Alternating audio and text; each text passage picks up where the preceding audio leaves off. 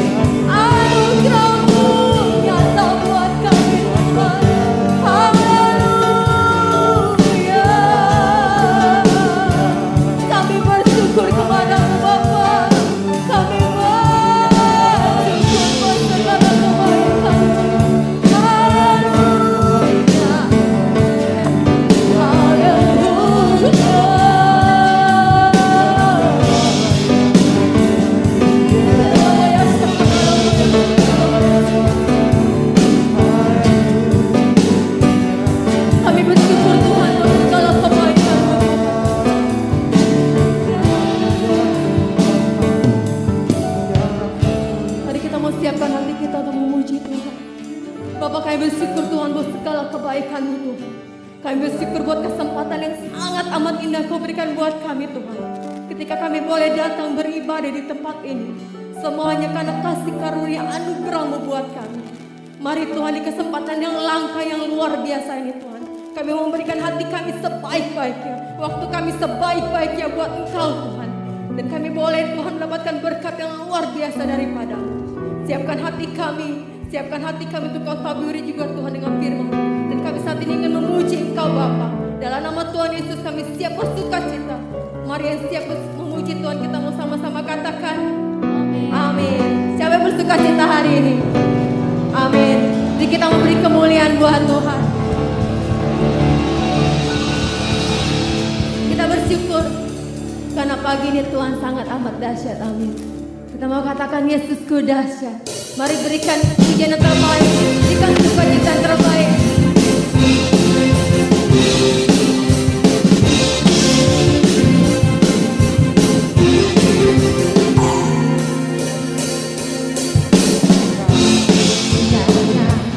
Hidup di dalam Tuhan yang mencurahkan berkat melimpah. Alangkah indahnya dalam bersama Tuhan yang memberikan kuasa untuk bersama mengatakan Yesus dahsyat, ku tak ragu kepadamu, Kau Tuhan yang setia di pihakku. Yesus dahsyat, kuasamu, Kau yang tak dapat bersama hidupku. Amin. Ketika kita dalam Tuhan, ketika kita di dalam Tuhan, masa Yesus yang dahsyat akan memberkati kita. Mari kita puji yang terbaik. Indahnya hidup di dalam Tuhan yang mencurahkan berkat melimpah. Oh, alangkah indahnya indahnya dalam bersama Tuhan yang memberikan kuasa. Boleh sama-sama angkat tangan kita katakan Yesus dahsyat, ku tak ragu kepadamu, Kau Tuhan yang setia di pihakku. Yesus dahsyat,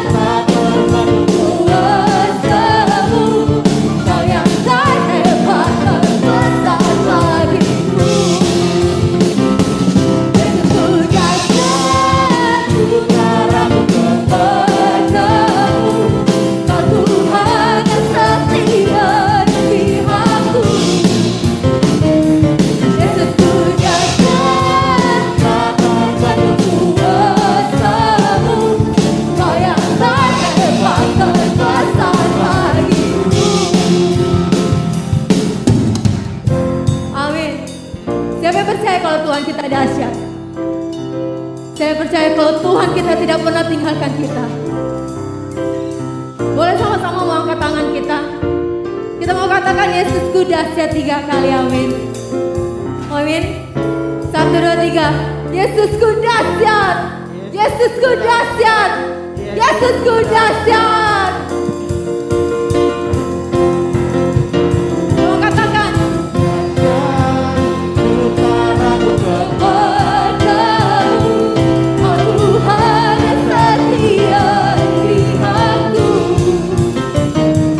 Yesusku dahsyat, penuh kuasamu, Kau yang tak dapat bersama. Oh haleluya Yesus.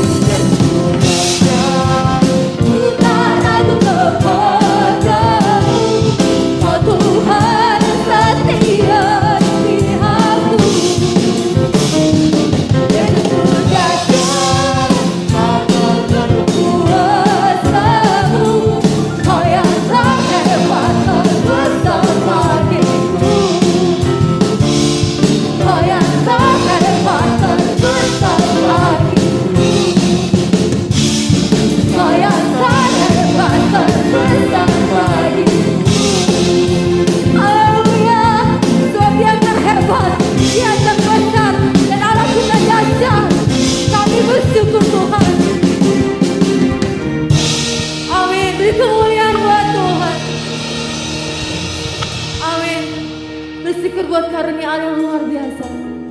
Mari siapkan hati kita.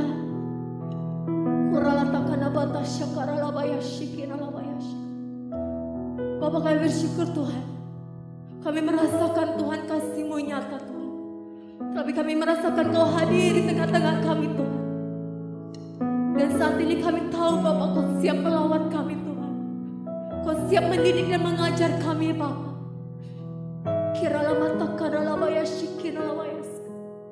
Mari Bapak Ibu Saudara, kita mau siapkan hati kita. Berikan hati yang terbaik. Berikan hati kita yang terbaik, ruang hati yang terbaik. Dan ketika firman Tuhan ditaburkan, itu boleh jatuh pada hati yang kita yang siap menerima firman Tuhan. Dan kita siap diajar sama Tuhan. Di dalam setiap langkah kami Tuhan. Di dalam setiap hembusan nafas kami Bapa. Satu hal yang kami tahu Tuhan. Kami punya Allah yang besar. Kami punya Allah yang tidak pernah tinggalkan kami.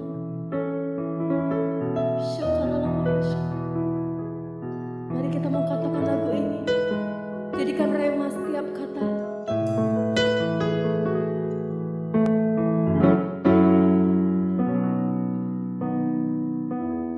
Dalam setiap langkahku dan hembusan nafasku, Kau hadir di sini. Kami pun bersyukur Tuhan. Bersyukur atas kebaikan-Mu dan kemurahan-Mu.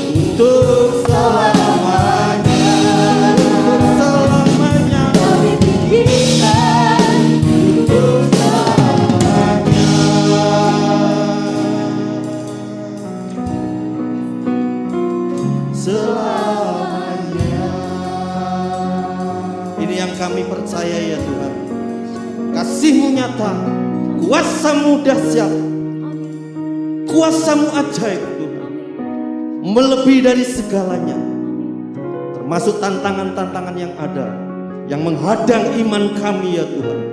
Kami mau belajar pagi hari ini dari kebenaran firman-Mu, untuk setiap kami menjadi pemenang, menjadi penakluk tantangan yang ada Tuhan. Lengkapi kami ya Tuhan, untuk kami tetap kuat menghadapinya ya Tuhan. Terima kasih Tuhan, pakai hamba-Mu untuk menjadi saluran menaburkan benih firman-Mu ya Tuhan, sehingga jatuh ke hati kami yang subur ya Tuhan, boleh berakar, bertumbuh dan berbuah dalam kehidupan kami. Terima kasih Tuhan, terima kasih dalam nama Tuhan Yesus. Haleluya. Siap belajar firman Tuhan, katakan amin. Silakan duduk Bapak Ibu Saudara yang dikasihi Tuhan. Salam, puji nama Tuhan.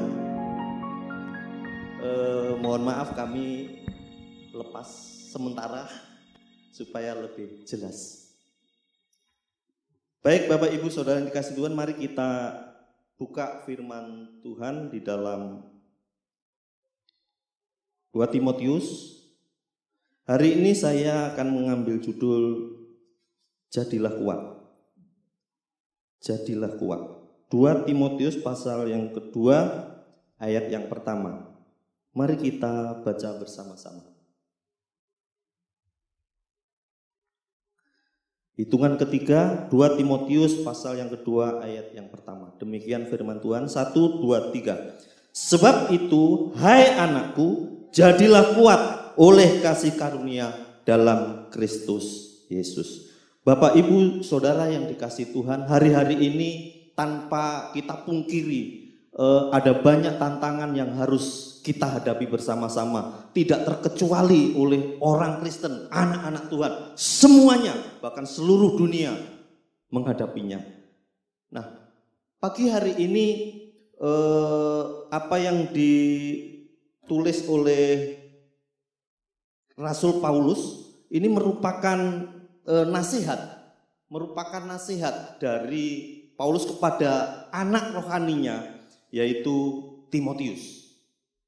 Di mana Timotius sebagai kepala keluarga, juga sebagai gembala yang menggembalakan di jemaat pada saat itu, menghadapi banyak tantangan, menghadapi banyak persoalan, bukan hanya terhadap dirinya sendiri, tetapi juga melibatkan kepada jemaatnya, di mana di sana, boleh slide-nya diganti, slide berikutnya, ya.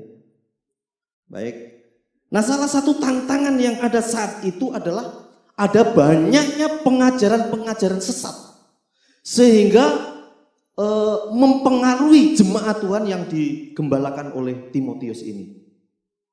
Nah, Timotius sebagai anak rohani, dia punya pembina, punya bapak rohani yaitu Paulus.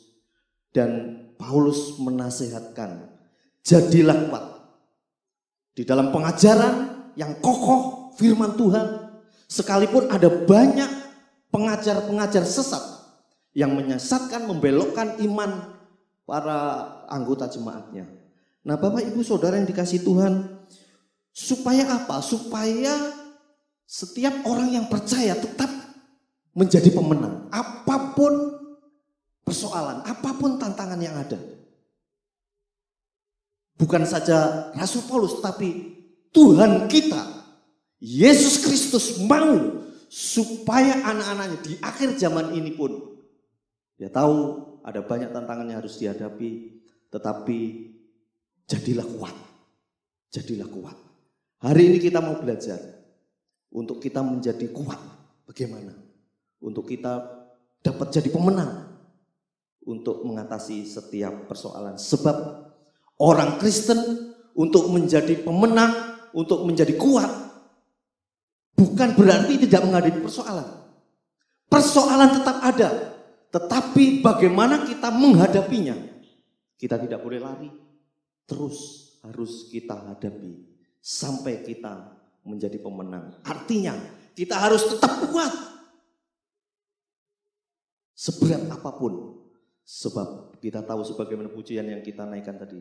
Yesusku besar, kuasanya dahsyat ajaib, kasihnya nyata, tidak pernah berkurang. Yesus menyertai kita supaya kita menjadi umat pemenang. Nah Bapak Ibu Saudara yang dikasihi Tuhan, Allah kita luar biasa. Allah kita tidak hanya berteori saja, tapi Dia memperlengkapi kita. Dengan apa? Coba kita baca di dalam 2 Korintus pasal yang ke-11. Kisah Para Rasul. Kisah Para Rasul ayat 1 pasal yang ke-8. Ya, di sana dijelaskan bahwa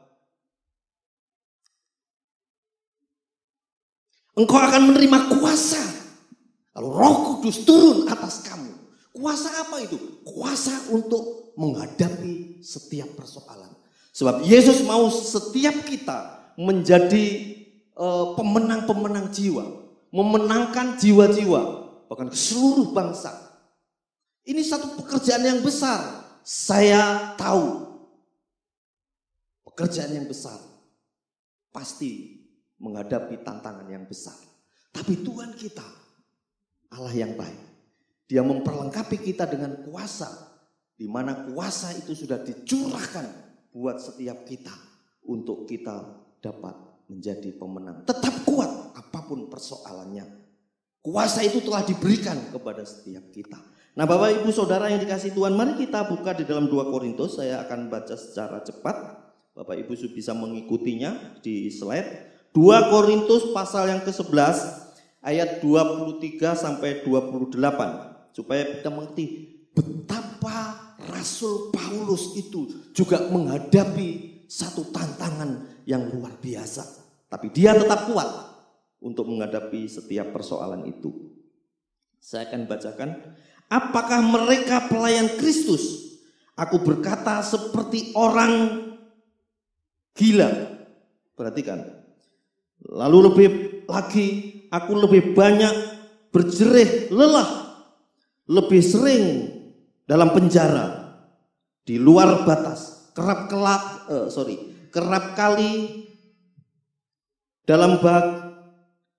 kali dalam bahaya maut. 5 kali aku disesah oleh orang Yahudi. Setiap kali 40 kurang 1 pukulan. 3 kali aku didera.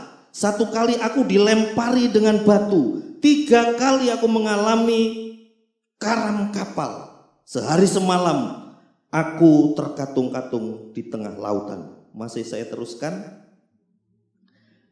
Dalam perjalananku aku sering diancam bahaya banjir, penyamun, bahaya dari pihak orang-orang Yahudi dengan orang-orang yang bukan Yahudi. Bahaya di kota, bahaya di padang gurun, bahaya di tengah laut, dan bahaya dari pihak saudara-saudara palsu. Aku banyak berjerih lelah dan bekerja berat. Kerap kali aku tidak tidur. Aku lapar dan dahaga. Kerap kali aku berpuasa, kedinginan dan tanpa pakaian, dengan tidak menyebut banyak hal lain lagi. Urusanku sehari-hari, yaitu untuk memelihara semua jemaat-jemaatku. Saudara, betapa bayangkan seorang Rasul Paulus yang sangat setia, yang sangat taat kepada firman Tuhan, masih mengalami satu penderitaan yang seperti itu. Bahkan menurut saya penderitaannya melebihi dari yang kita rasakan hari-hari ini. Saudara, tetapi Paulus yang sudah mengalami ini, jadi dia bisa menasehatkan kepada anak rohaninya Timotius untuk tetap jadi kuat, supaya dia tetap memenangkan setiap persoalan yang ada di tengah-tengah pandemi ini, di masa-masa akhir zaman ini. Kita tahu saudara, akan ada banyak kesukaran yang berat, yang besar. Alkitab katakan tidak pernah terjadi sejak awal permulaan kita dijabat sampai sekarang. Artinya kesukaran yang akan datang akan melebihi kesukaran-kesukaran yang ada saat ini. Karena itu kita jadikan ini latihan, saudara. Latihan menghadapi tantangan, latihan menghadapi kesukaran. Tidak sedikit-sedikit kita cengeng, kita manja, tapi dengan kekuatan yang dari Tuhan kita bisa kuat menghadapinya. Nah, Bapak Ibu Saudara yang dikasih Tuhan, rahasianya apa? Rahasianya apa? Yang terpenting, saudara, Alkitab katakan di dalam Kolose pasal yang kedua. Boleh kita baca bersama-sama ini. Kolose pasal yang kedua ayat 7. Slide bisa ditayangkan. 1, 2, 3. Hendaklah kamu berakar di dalam Dia dan dibangun di atas Dia. Hendaklah kamu bertumbuh teguh dalam iman yang telah diajarkan kepadamu, dan hendaklah hatimu melimpah dengan syukur. Saudara, saya ambil satu kata dalam Kolose ini, hendaklah kamu berakar di dalam Dia. Kita harus berakar. Saudara, kalau kita bayangkan sebuah tanaman, kita beli, terus kita tanam di sana. 1, 2, 3 hari menurut saya masih belum berakar, saudara. Ya. Mudah dicabut. Mungkin oleh angin yang menerpa saja dia sudah goyah. Akhirnya akar itu tidak nancep, tidak berakar gitu, sehingga mudah digoyahkan. Tetapi kalau kita tanam benih, dia mulai bertumbuh, kita sirami, belum kelihatan, tapi lama-lama dia sudah menjadi. Nah, saat dia berakar, saudara, dia berakar, maka dia tidak mudah digoyangkan, dia tidak mudah dicabut, dia tidak mudah digoncangkan. Nah, seperti inilah kekristenan kita, keimanan kita kepada Yesus Kristus. Karena itu Yesus memberikan satu perumpamaan sang penabur. Seorang penabur, coba kita baca di dalam Lukas pasal 8. Lukas pasal 8. Ayat 12 mulai sampai 15. Satu persatu akan kita bahas supaya kita lebih tahu. Lukas 8 ayat 12 demikian. Yang jatuh di pinggir jalan itu ialah orang yang telah mendengarnya, kemudian datanglah iblis lalu mengambil firman itu dari dalam hati mereka, supaya mereka jangan percaya dan diselamatkan. Yang pertama perumpamaan adalah seorang penabur menaburkan benih di pinggir jalan, yang artinya, saudara, dia hanya mendengar saja.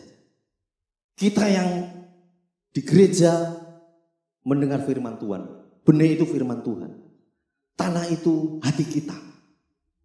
Kalau benih itu hanya ditaburkan di pinggir jalan, itu artinya kita mendengar firman Tuhan. Tapi datanglah iblis, karena dia seorang yang memang berusaha mencuri benih itu. Kita tidak bisa kuat. Kita jangankan berakar, nempel saja, tumbuh saja tidak. Karena apa? Sudah dicuri iblis. Jadi firmannya hanya didengar saja, setelah keluar dari gereja hilang. Jangan ini jadi orang yang tidak bisa kuat, saudara. Tidak ada firman yang memberi kekuatan buat kita. Yang kedua, perumpamaannya. Yang jatuh di tanah yang berbatu-batu itu ialah orang yang setelah mendengar firman itu menerimanya dengan gembira. Tetapi perhatikan, mereka itu tidak berakar. Mereka percaya sebentar saja, dan dalam masa pencobaan mereka tidak. Saudara, yang kedua, jatuh ke tanah yang berbatu-batu. Mereka mendengar, mereka menerima, menganggap amin, amin, amin. Ya. Tetapi tidak bisa bertumbuh karena keras. Akarnya tidak bisa ke dalam, tidak bisa menyerap sari-sari makanan yang ada. Demikianlah mereka, kita.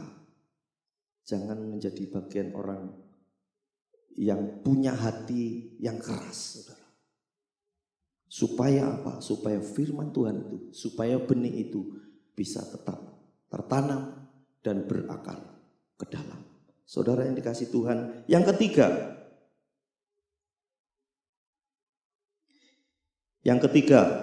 yang jatuh dalam semak duri.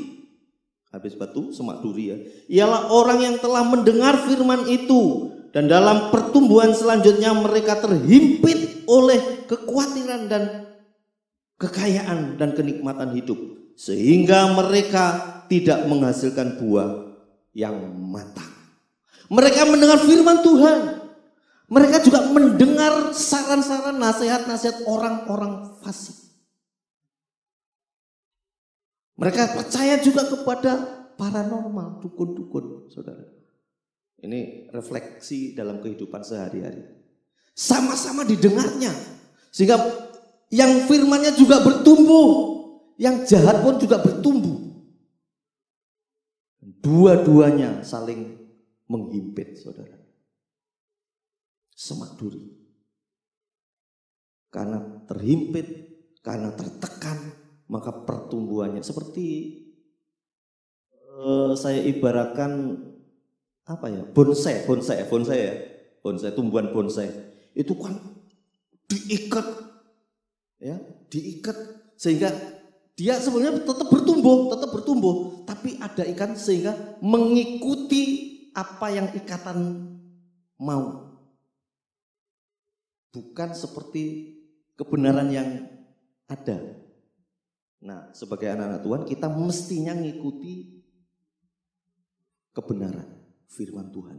Tapi karena himpitan semak duri, nasihat-nasihat orang fasik, kita tidak bisa. Saudara, kita juga jangan menjadi orang yang demikian. Yang terakhir, yang Tuhan mau, kita menjadi tanah yang subur. Saudara, yang jatuh di tanah yang baik, kata firman Tuhan, itu ialah orang yang setelah mendengar firman itu menyimpannya dalam hati yang baik dan mengeluarkan buah-buah dalam ketekunan. Ini yang Tuhan mau. Biarlah setiap benih firman Tuhan itu jatuh ke tanah hati kita yang subur, yang baik. Tanah hati yang baik, lembut. Mungkin kalau keras ya mau dilembutkan, mau dibajak oleh didikan yang Tuhan kerjakan dalam hidup kita. Nasihat ini berlaku juga buat kita semua. Dalam menghadapi pandemi, dalam menghadapi akhir zaman, ada banyak kesukaran. Kita tidak bisa menolak, saudara. Semuanya ikut di dalamnya. Semua harus menghadapi. Tinggal respon kita. Kita sudah diperlengkapi dengan kuasa. Kita diperlengkapi dengan firman Tuhan. Untuk kita tetap berakar. Bapak Ibu Saudara yang dikasih Tuhan, di era pandemi ini banyak waktu untuk kita bersekutu dengan Tuhan. Mari kita tingkatkan. Kita harus tetap bekerja giat.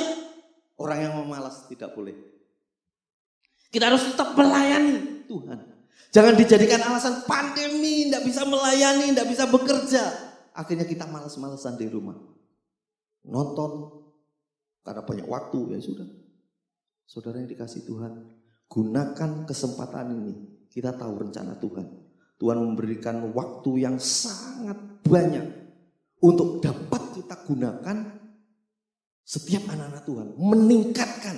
Meningkatkan persekutuan kita dengan Tuhan. Baca firman Tuhan, baca Alkitab. Penuhi rumah kita dengan pujian dan penyembahan. Mari kita ajak keluarga kita. Kita melayani di rumah masing-masing. Melayani. Saudara yang dikasih Tuhan. Tuhan izinkan setiap persoalan. Saudara begini. Di dalam teori pertumbuhan, saudara, di biologi, saudara. Waktu ada terpaan angin menerpa tumbuhan itu. Kan goyang, ya, goyang. Waktu goyang itu sebetulnya akar-akarnya kan ikut tercabut sedikit begitu. Nah itu sehingga di dalam tanah itu ada satu kelonggaran. Dan itu membuat akar itu bisa sedikit demi sedikit nancep gitu. Turun ke bawah. Karena sudah dilonggarin. Tapi jangan sampai kita tercabut gitu. Jadi goncangan boleh ada itu untuk bisa kita terus berakar di dalam Tuhan. Caranya yang tadi.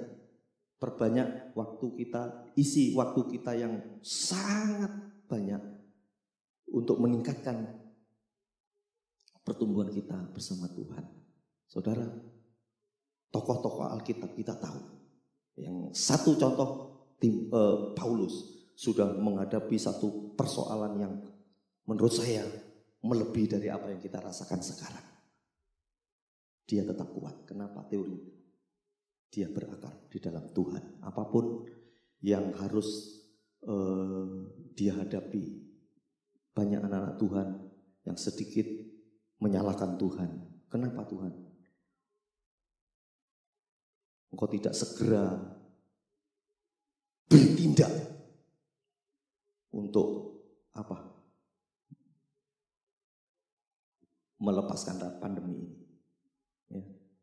Tapi sadarlah, rencana Tuhan tidak ada yang dapat digagalkan oleh manusia. Rencana Tuhan itu indah. Rencana Tuhan itu yang terbaik buat anak-anaknya. Tinggal respon kita bagaimana menyikapinya. Hari ini biarlah firman Tuhan yang mengingatkan buat setiap kita tetap berakar di dalam Tuhan.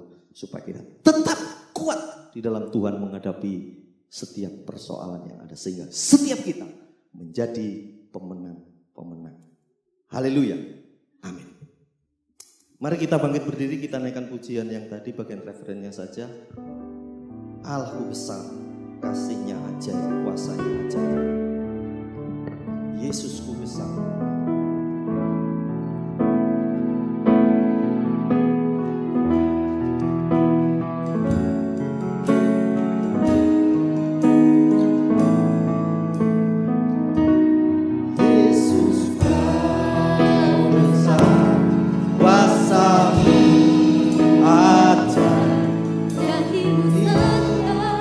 Untuk selamanya.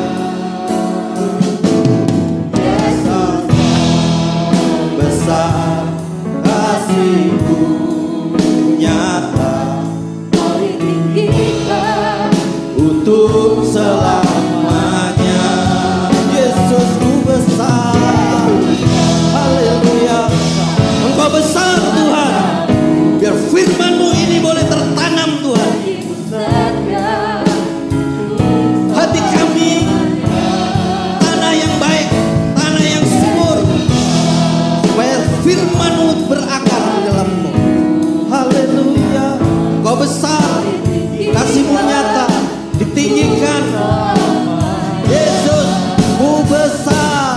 Yesus, haleluya. Kami bangga punya Allah yang besar. Dari segala yang ada di muka bumi ini, termasuk masalah kami dan Tuhan, kami jadi kuat. Yesus, Kau besar. Biar pujian ini menjadi iman kita. Deklarasikan, Yesus Kau besar. Sekali lagi, Yesus Ku besar. Haleluya.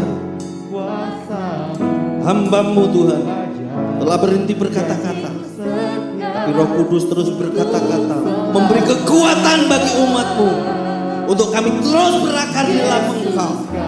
Haleluya. Kami percaya ketika kami berakar, kami sanggup menghadapi segala tantangan yang ada. Selamanya Kau ditinggikan, Kau ditinggikan untuk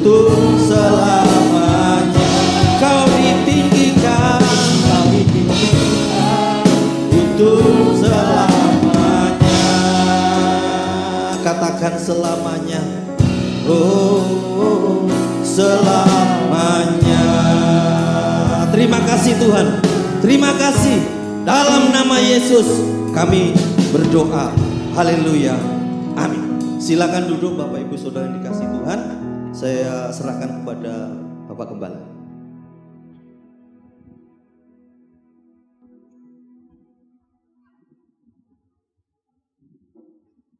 Puji Tuhan, kita sudah mendengarkan firman yang mengingatkan kita supaya kita kuat oleh karena kasih karunia Tuhan.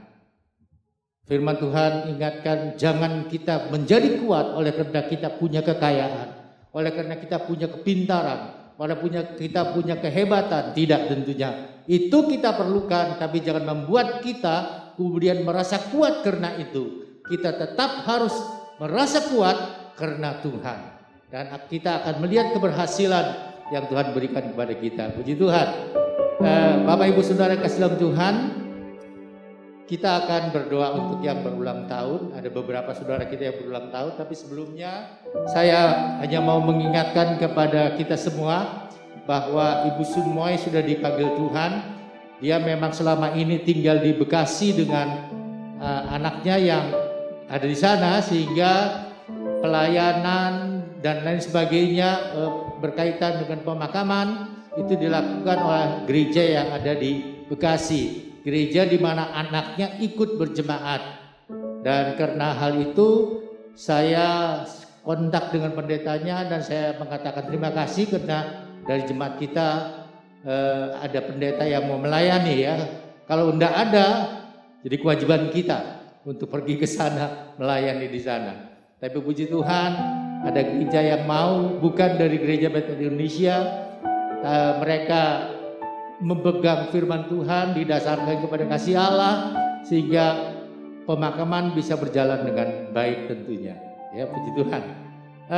Yang berulang tahun, tentu kita akan berdoa buat semuanya, termasuk yang datang ibadah pagi dan siang maupun sore sekaligus ya, sebab tidak mungkin setiap kali kita melakukan seperti itu. Kemudian ada yang perlu dukungan doa Bapak Ibu Saudara? Ya, Ibu Yanli, Bapak Suharyanto. Ada lagi? Di atas? Di atas tidak ada juga. Ya baik, kita mau berdoa buat kedua saudara kita ini supaya Tuhan senantiasa menolong dan menyatakan kasih-Nya di dalam kehidupan mereka. Kita sama-sama berdiri. Kita menyanyikan pujian yang mengatakan, dimuliakan, ditinggikan. Dia Allah yang mulia, Dia Allah yang wajib menerima peninggian dari kita anak-anaknya. Haleluya. Dimuliakan, God.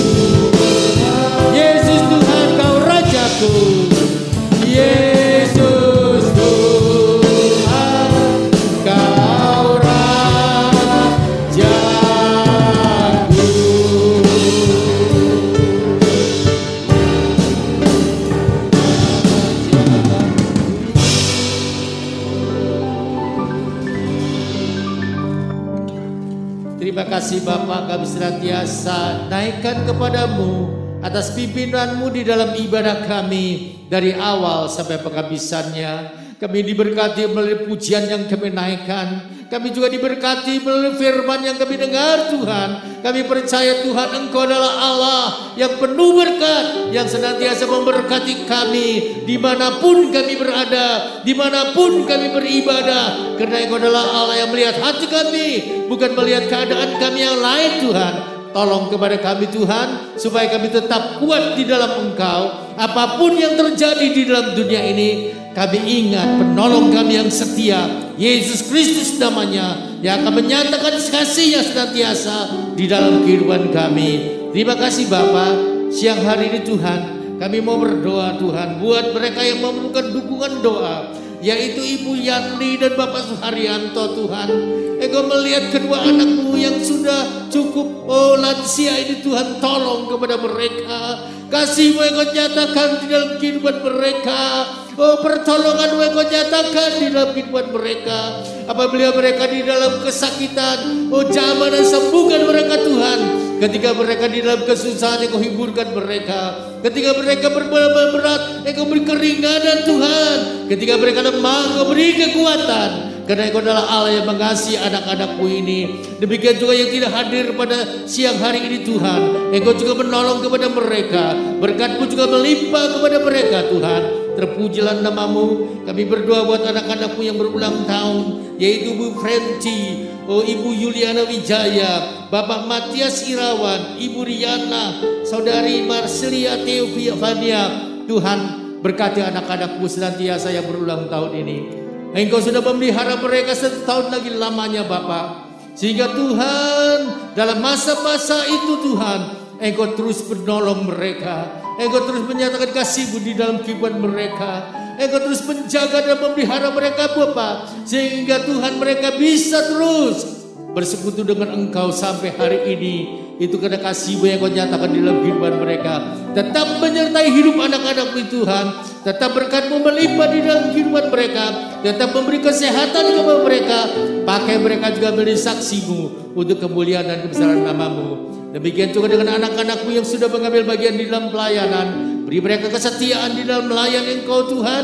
Biarlah mereka juga tetap kuat di dalam Engkau. Dan terus melakukan segala sesuatu untuk kemuliaan dan kebesaran nama-Mu. Terima kasih Bapa. Sebentar kami mau pulang tinggalkan tempat ini. Sertai kami di dalam perjalanan. Tibakan kami dengan selamat di rumah kami masing-masing. Jauhkan kami dari hal yang tiada berkenan kepadamu. Jauhkan kami dari rencana-rencana orang jahat. Jauhkan kami dari kecelakaan Tuhan. Kami percaya Engkau menyertai kami. Penyertaan-Mu itu ajaib dan sempurna adanya. Terima kasih Bapa. Terpujilah nama-Mu. Sekarang kita akan menerima berkat. Arahkan mata rohani saudara kepada Yesus. Berkat itu tidak datang dari manusia, datang dari Tuhan Yesus.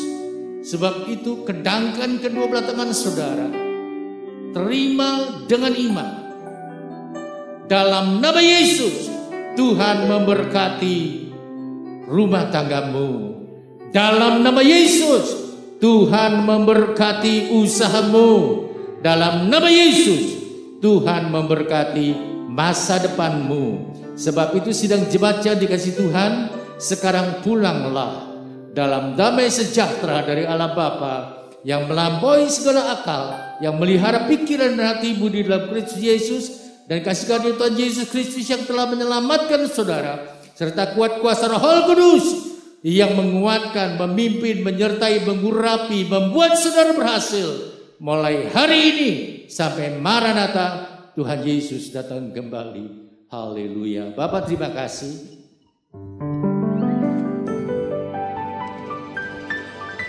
Bye.